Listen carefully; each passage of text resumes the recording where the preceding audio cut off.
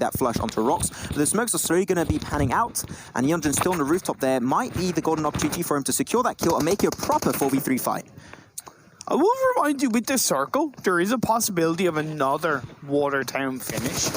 Ooh. There is a possibility of another Sunken City finish, as John likes to call it. So we'll have to wait to see as the Blue Zone is closing in on phase 2. This fight has gone on for far too long. That's another knockdown on the Galaxy Racer cells. T1 just closed it out, put them out of their misery. MJ, the 1v4 machine taken out. Actually, 2 of T1 on the other side. And he's going to try his best. Yunjin going to be joining the party. Missile and Yunjin still alive. But MJ, I think this is your golden time to strike. If you don't, you might actually lose that opportunity. Can you get the 1v4? It's knocked out. It's now turned to a 1v1. MJ, can he make another 1v4 happen? This guy is absolutely legendary in the scene of PMWL East. And can he make it happen once again? Can he prove himself why he is the 1v4 clutch god? Missile going to be pretty low himself. They're taken down because of the phase on Blue Zone. Missile gets the angle for a split second. He will get the elimination onto MJ and the entirety of Galaxy Racer cells. That was a damn close call. MJ almost did it once again. As much as I kind of would love to see that, because MJ is the 1v4 god, I kind of went, well, look, you know, it was, you know, T1 deserved to win that in the overall view, but Megastars connecting onto Team IND. Team IND rotated from Military Island. They got in towards the hills outside Pachinki, but they have clashed together right now with Megastars, but Slayer knocks down Swag. Like our Team IND are playing around this fight, they're trying to suffocate Megastars and hold them in position so they can't really fight back. But talking about fighting back, Paradox is going to be doing just that. Instantly getting a kill onto Slayer, going to be confirming it out, confirming an extra kill. They do explode the card. That's going to get rid of Encore of Megastars, and Team ID now down to 2 players. That's going to be 420 OP and also Snacks. But Megastars very, very spread, and leaving Vexy alone there down below. But in also a little bit of a dip. Grenades could be his downfall. Very close call from 420 OP. If he can get to the other side to get the revive on the Swag, that'd be actually no. Just to say that. Stop jinxing Imperium. Stop this. I'm sorry. Feels bad, man. Even though Trance is knocked down and Megastars get taken out, he was able to give information. That revive should come through as Snacks just loots up instead of gets a revive. And hey, Team IND, they performed strongly. They haven't been as consistent today as they were yesterday, but with a couple of very strong results, it's helped perk them up overall, and they are currently 6th place. 6th position overall, looking really good. They're about to hit also that 10-point average, which is huge in the final. The circle did pop off on it again. We haven't seen on screen, but it went back over to the mountaintop. Also still got Ruins in play. Might actually have a Ruins finish in Imperium, which we all know is your favorite location. You love Ruins. Tell us, Imperium. You absolutely love it. I hate it, but you do have been reacting really well to the circle shift. They got into that compound by the side of the river that was to the north. That gives a lot of information, but what I absolutely love is that the whole squad are not there. It's just 2 players, so they have that 2-2 split. That's really nicely done by them. Orange Rock, I didn't like the fact that they stayed in Watertown for so long, but it's kind of benefited them with this circle shift that they're able to hug the coastal line by Ruins, and they might be able to get a couple of nice clean kills off to the likes of RQ and Valdez. But let's not forget, they're surrounded by teams. Yeah, making things a little bit risky for them. A few teams will have to make it out of a headshot valley, as they like to call over there with the other caster pair. Yeah. But a few teams especially coming out, that's going to be King of Gamers getting dangerously close to Valdez the Murder, so a fight could be coming out from that little bit of a position. And talking about that, actually, we're going to be panning off over. Look at that, absolutely perfect. Martin and Gerd are going to try and initiate that fight with a knockdown with a nade, but the distance is just a little bit too big, so I think Valdez maybe just got to hold the angles and keep that utility later on. Just kind of, as this is the last game of the day and we're in a little bit of a quiet period hitting the 15-minute mark, what I've loved about today is the fact that we started today with a 70-point gap between 1st and 8th. We are coming into this last game of the day with only a 53-point difference between 1st and 8th. That's a lot closer. It means that a couple of core strong results from the teams in 6th, 7th, and 8th will heavily put them into the contendership for the top 3. Basically, it'll be like almost a 3rd Super Weekend where it ended up being on the last game where we knew which team was going to be in that top 1. It might actually even be the case for the final game of PMWL East Season 0. It's going to be intense. You love it when it ends like that. This is why we enjoy Pubg Mobile Esport, for those intense finishes where you don't know which team will be on top. But T1, they're going to be caught out in the open during that rotation in the fields. Missile and Neondron barely making it out of the blue. Very close call, and that actually might be the end as they're very close to Team IND. That's what we talked about with regards to lack of information of them taking so long to fight cells. They went for a sweeping rotation, and because they didn't really know what was going on, yeah, they did lose one player, but at least they're keeping themselves up as a two-man squad. But with limited meds, it is going to be a little bit harder, as the next phase is popping up. Everest finish Again? Level up. Gifted again. Could it be 2 chicken dinners in a row? Could it be back-to-back? Could we see you level up? Climb on top of the standings? I know that's so many questions in a row, but it's just naturally what swept through my mind. This is incredible.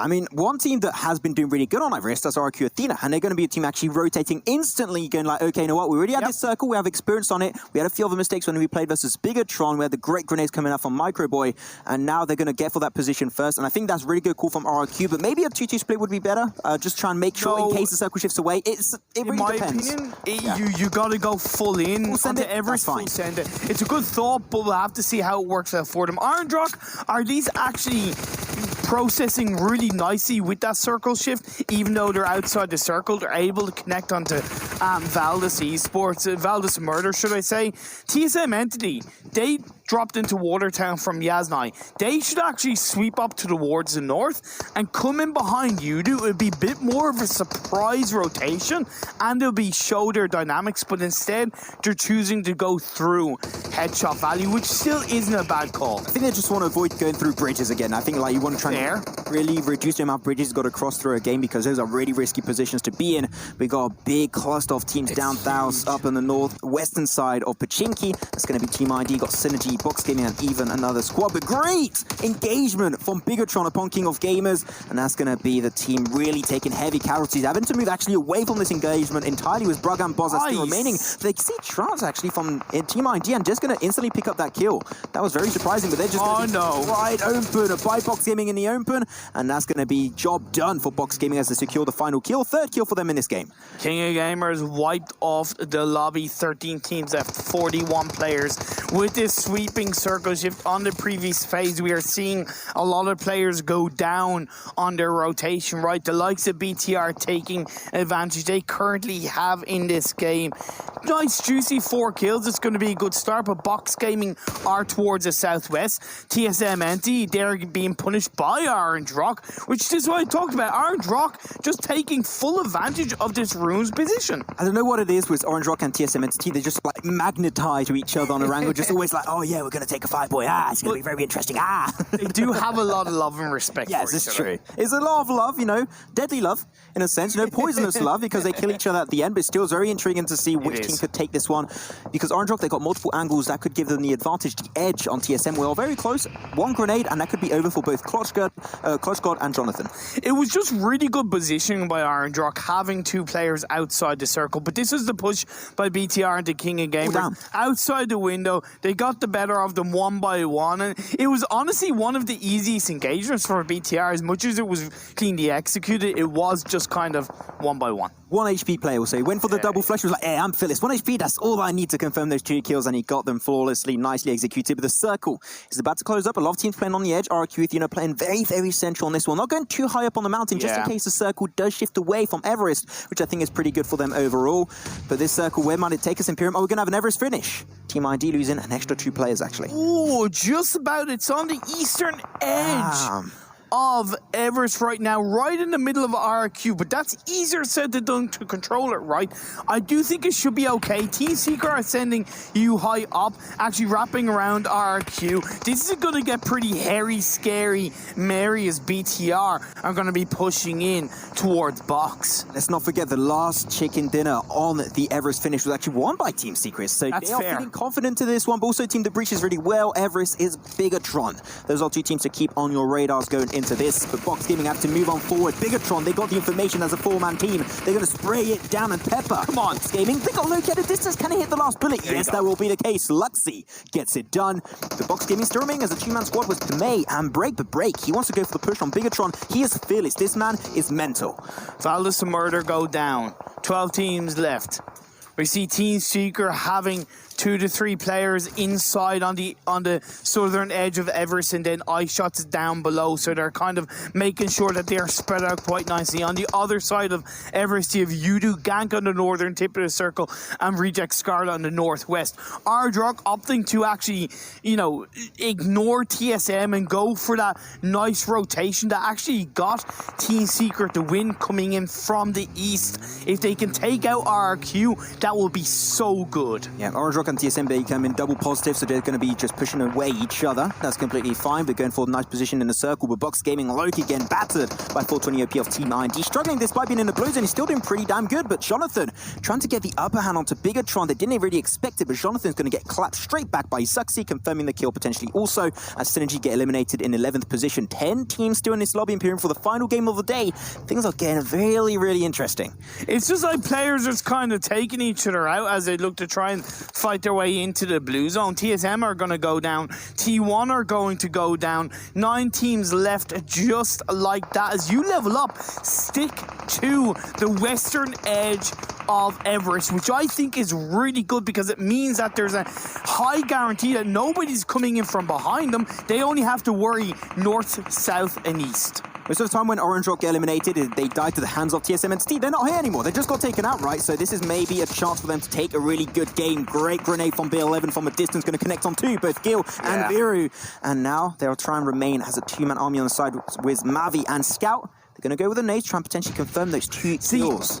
And the difference between Orange Rock and Team Secret, if you're taking the comparison, is that the game that Team Secret won, they full sent it onto TSM, whereas Orange Rock have been a little bit too passive on that push into the circle, and now they're down to just one player. The circle shift, we're having another Everest finish, Imperium. I absolutely love this. But you're going to have Yudu Gang holding a decent position. RQ potentially going to be contested by Yudu very, very soon, so got to keep an eye out for it. But now where the struggle is going to truly be is down south and also on the western side, where the team's going to have to actually rotate in the circle, being gatekeeped by all the teams on the crate of Everest. That's going to be a hard spot for them. Great grenade towards both Luxie and Zuxi. In a little bit of damage, but they still remain break, putting the pressure down as a one-man army. Now you level up are going to be coming across Everest, looking for the likes of Reject Scarlet and Team Secret, but they've yet to make their way into the circle as Fredo of Voodoo Gang pushes onto RQ. Beer 11 in amongst the smoke. Gonna look for the knockdown, but he's gonna get taken out. And RRQ are eliminated. Respectable attempt by B11, but it will not be coming out for him. And unfortunately, now Break, he got knocked down onto Zuxi. And he's just going to be able to run over the roadside without really getting pressured down. But Team Secret, they're going to be another team that he's going to have to really keep an eye out for, because they have multiple angles under control. They can get the information. Going to be using his first aid there. That was his last first aid. If he takes any damage, that's going to be consistent damage throughout this game. He's going to be having a hard time to heal up of. RQ finished with 6 points. Is that going to be enough for them to keep hold of that top spot coming into the final day of the PMWL East? Team Secret are still inside this game, down on towards the edge of Everest, but they are not in the circle just yet. You have last player, Box Gaming, BTR and Team Secret all huddling to try and find a spot in.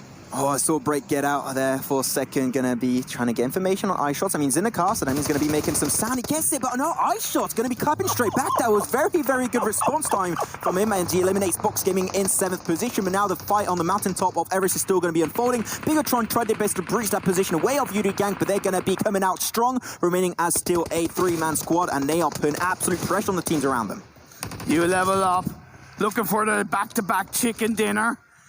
Holding on to the west. They played this game incredibly strongly. They played this position so well. The circle has favored them, like I touched upon time and time again. But Team Secret, they're not ready to give up just yet, right? You have Mad Toy in the background. The grenade is going to fly. Rex is able to get the revive on the Ice Shots. The first aid goes through, but Jumper or Yudu Gank could come in to get the surprise shots onto you level up. Oh, Mad Toy took the car to move on forward. Rex will be a casualty in this push, and they even get information on Ice Shots there. Another great play from Winter of You Level Up. This man has been getting more and more consistent as time goes by for the entire squad, and without him, I don't know where there would be. A grenade going to be coming out. It's a pretty long shot. It does get a bit of damage down onto that one player, which is Rex. Mato remaining still as a one-man army, but no one's going to be pushing him except for Kumao. He's going to actually go there as a one-man army, taking a 1v1 fight, confirming all the frags. That's going to be the 4th confirmed kill for You Level Up. And the circle shifts in the favor of You Level Up. The benefactor from the engagement from Udo onto RQ was Orange Rock. They're still up as a 2-man squad. squad. Sarah from Reject Scarlet has just stayed out of sight, out of mind. As Man Prang connects onto you level up. Yeah, they're just going to be holding on to the circle right now. That's going to be a really good position for them to hold overall, but they're getting pressured from every single position on Everest. They're having a hard time. Winter put down so low, but Mamparang just can't quite get the finish. And Fredo will normally get res back up, but Gil of Orange Rock, they're slowly coming back into the kill feed. They want to take control of this game room. They get the information, go for Mamparang, but Mamparang is just too good and fights back so well, but Scout is there to back him up. Yeah, Scout gets a final blow onto Udo Gank. Udo Gank were able to put so much pressure onto you level up, but with the backstab, it puts the space. As Sarah's cooking up a grenade, it's overcooked. Gordon Ramsay would not be happy with that. I just realized Sarah was like so split away in his Napoleano for the rest of his team. Is actually there in this game. He's just been so silent, I didn't even see him the entire time. So you know what? Props to you, Sarah. Can that be enough to take this game away from you level up? Jackson and Winter slowly pushing on his location. Those grenades are alerting them, and they're going to go and chase that kill down. Yeah, now Winter's going to be pushing through. Over the little dip of the hill, looking for Sarah. Shots are being flying through. That's going to be cleanly done. That's going to be another kill. That's going to be 6 in total for you level up, as we're down to 3 teams. Respectable attempt by Sarah is just going to be a little bit shortly called, but that's fine. Mad Toy remaining still alone for Team Secret. Going to try his best. Going to get scattered out by Winter. Winter, this man has been in the kill feed for so damn long. He's been doing such a good performance, but now Orange Rock, they are fighting from down below with Scout and Gil. Get information onto you level up, but they're only going to be in the blue very soon. They have to full send it. They have to go for Narnia, Imperium, for Narnia. For Narnia, indeed. Both these teams have gotten a chicken dinner so far today, so whoever comes out on top will claim the final blow. Winter is going to be looking for that last member of Orange Rock. He finds him, he executes him, and you level up, get the back-to-back to end the Peninsula.